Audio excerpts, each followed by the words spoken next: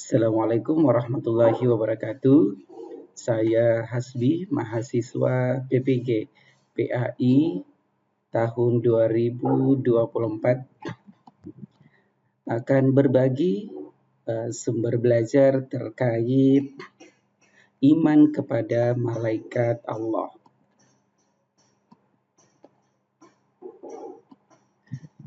Kita harus mengetahui siapa itu malaikat terlebih dahulu.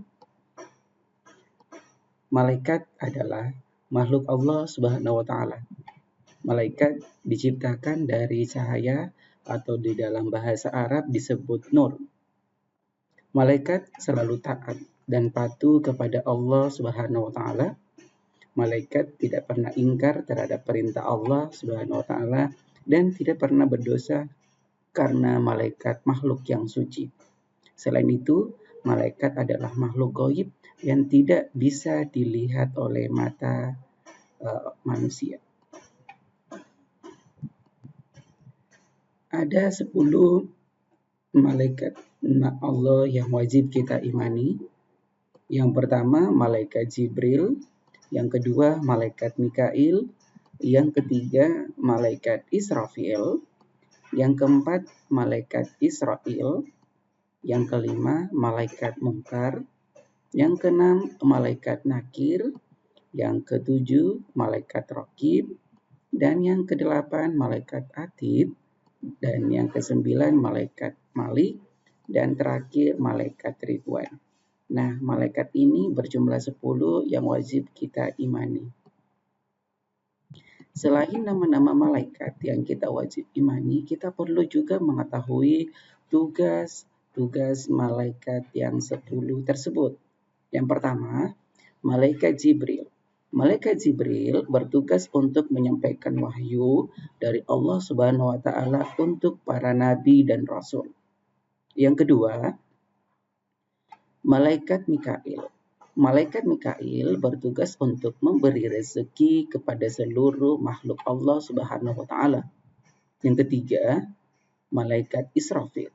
Malaikat Israfil itu bertugas untuk meniup sangkakala saat tiba hari kiamat dan saat manusia dibangkitkan dari kuburnya. Malaikat Israfil mencabut nyawa. Malaikat Munkar bertanya manusia di alam kubur setelah meninggal dunia. Selanjutnya, yang keenam, malaikat Nakir. Malaikat Nakir bertugas untuk menanyai manusia di alam kubur setelah meninggal dunia. 7. Malaikat Raqib. Malaikat Raqib mencatat semua amal perbuatan manusia yang baik. Yang kedelapan, malaikat Atid. Malaikat Atid mencatat semua amal perbuatan manusia yang buruk. 9. Malaikat Malik. Malaikat Malik bertugas untuk menjaga pintu neraka.